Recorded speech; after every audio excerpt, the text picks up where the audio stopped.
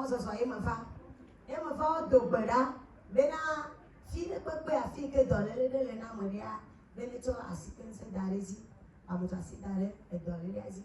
Je ne peux pas qu'on ne peut pas m'en caca, ni pas, moi ce soir. Le mot ce soir, moi, me bemia, le nian, on m'a ma oui, on doit, moi, il y a le Tegalo, pas allons, il y a moi, il me le pobe, n'y a pas que j'ai mis en moi la fille, quoi. Nous ne pouvons pas faire de la commune. Et bon, nous quand il y a de la commune, mais pas vraiment, pas vraiment, pas vraiment, le cas où on est. Et moi, c'est la pomme de noix. Et ni chakri. Vous voyez que avant qu'il y ait un peu de bédo, à mon donné, avec tout les ouana, c'est tout tiré, c'est tout bon, tout bon, pas mon balu et château.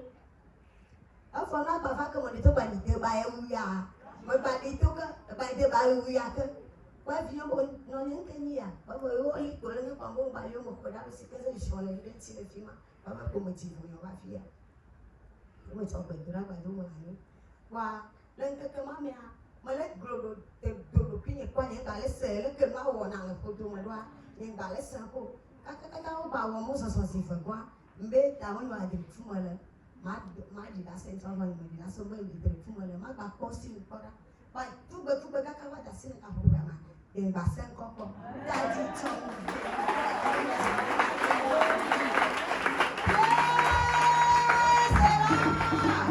hallelujah to e ma wona le itore vigne yon victoire le fima fifite yemi ide asima ma bona so boy na ma mi ki pe do na balance wa asima mi ko ba vigne be no nyo hronya la o ma ko vigne la fo e man ma we buku de via la baba ko me nele ane so ba mi apo o vigne la kwa si en tout la fo tout le vigne to ko nele asiama o nka ya ja ku pa mo fu da da yo ko to ka na be ni ma be pleur o mo fione ni ma ba Sonne le dico, ma come fiaba, e dopo dico, ma come playa, o per doble lo na Roma, ma per qui, sono un po' come le torce, ne volevo ma inizia a conciare, e dopo ciano e ciapo. E poi ma tale bala. Stavo sempre come la sera da come che io da gonna qua siamo qua e abbiamo un problema, non è più da gioco.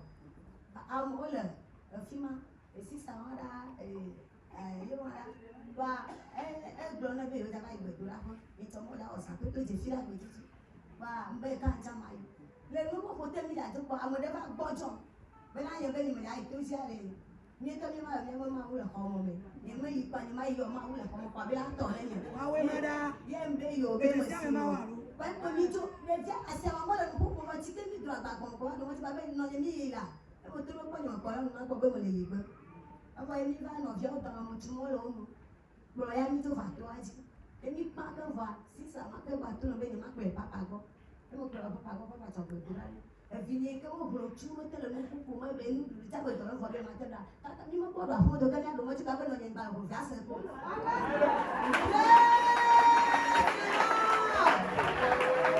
Hallelujah. Amen. Amen ba go ga se ko ba. To ga go ma ma ka da si ka ko ma, nga si ko. Ba mo da pe ma wo le ta be le don. Le poto le ba we wu ya ka ba cho una. La ye ba bua ama mo le mi so ma we ni to le ni ni no le. Zi to bo ya ona ma. Ni to gbe ka ma ndre ya. Ye mo ide agbe. Ma ide agbe mo dru agba da bi ma ide de ka ma si de pu. Ma ye mo ye no mo ya agbe mo dru na agba de pu agbe ma mo dru na agba da na ji ke pro na kwa ko ke ta bi jo ye na bo. Ye mo ito ma si de pu ta ko ma ba ye bo ani.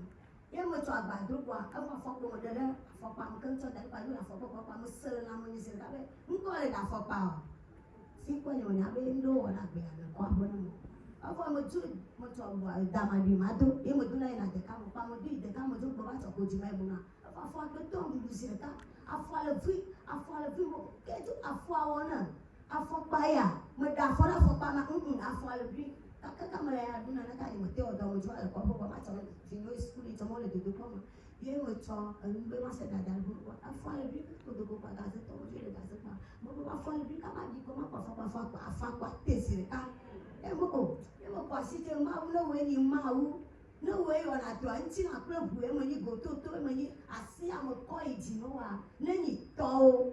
Now go to a synagogue, I said was on that for Adia, none we know that the woman of who's in the car. I said, but I'm not going to go in gas up on the phone. They are fun. It's mamma with me, but I'm going to touch it. If I'm going by Yasima. My Yasima was a buff, I'll be a fabal brick. I'm not for you. I ain't going to know the VS and a Savo. And you can meet Thomas as my brother. We are. You have about to a fabal beam of a fabal beam of Bavakia. You back up, but do not matter, but do not want to see a door. If you put a door up by only to the one of the most who want to see that. But that for fear that for fear to see that director. But that's it, that I don't know when I come to a point. Hallelujah. Tamawana nukunu. Pata pata. Pata pata. Ramama uyewelu. Pata pata. Hallelujah.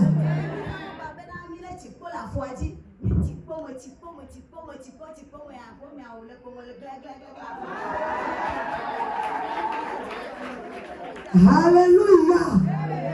Hallelujah. Mama mi le oku tole la to mi ajara opere. Bebe ya. Mi le oku le ka do mi awona no. Not jana kudomana. Udama jana.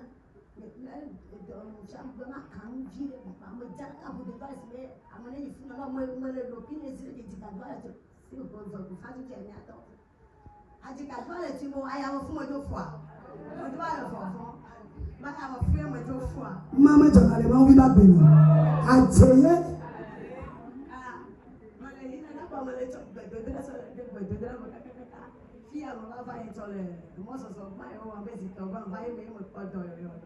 Amen.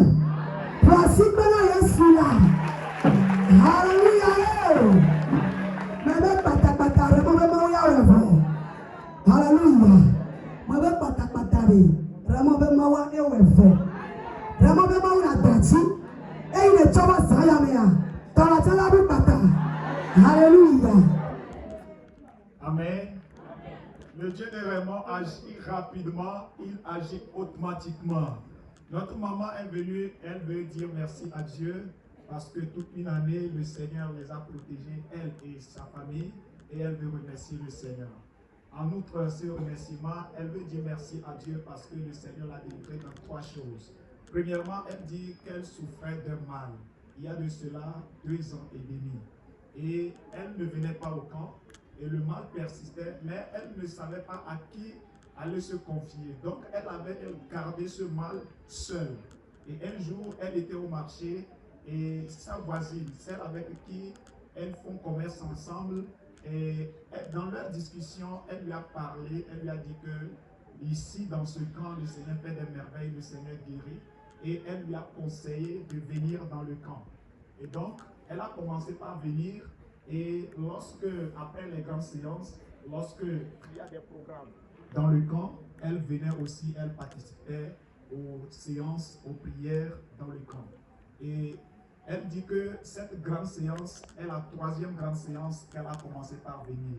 Et lorsqu'elle était venue, lors de la grande séance surpassée, lors de la prière, et l'homme de Dieu avait demandé que ceux qui souffrent d'un mal, ils n'ont qu'à mettre la main sur l'endroit où ils ont mal.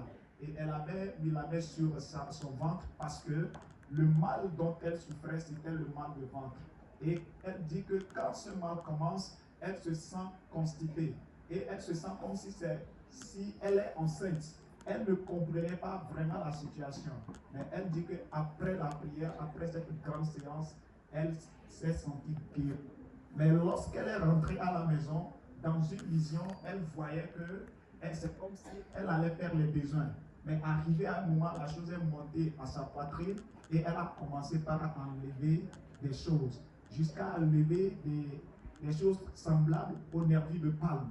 Et elle ne comprenait pas. Mais quand elle s'est réveillée, elle a prié, elle a remercié le Seigneur. Que depuis ce jour jusqu'à aujourd'hui, elle n'a plus senti ce mal de ventre. Après cela, c'est sa fille, celle qui est à côté d'elle.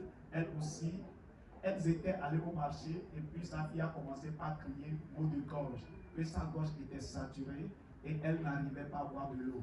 Malgré les médicaments, malgré les pommades que sa maman a utilisées, ça n'a rien donné. La fille souffrait.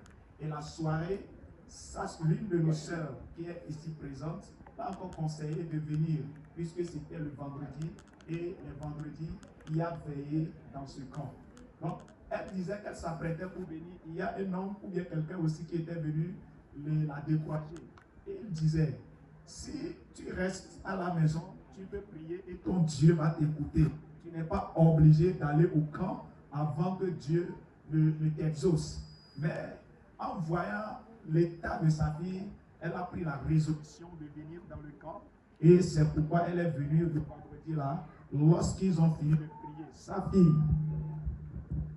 Sa fille qui n'arrivait pas à boire de l'eau, qui souffrait du mal de gorge, lorsqu'elle rentrait plus tôt, sa fille a dit, maintenant je me sens mieux et je peux boire de l'eau. Sa fille a commencé par parler et depuis ce jour jusqu'à aujourd'hui, sa fille est complètement guérie. La troisième chose que Dieu a accomplie dans sa vie, elle dit qu'elle était allée au champ et au moment où elle voulait décharger ce qu'elle avait porté pour nettoyer la ferme avant d'aller chercher le noix de palme, elle a enlevé ses chaussures et elle a senti quelque chose la piquer. Et elle a commencé par sentir le mal.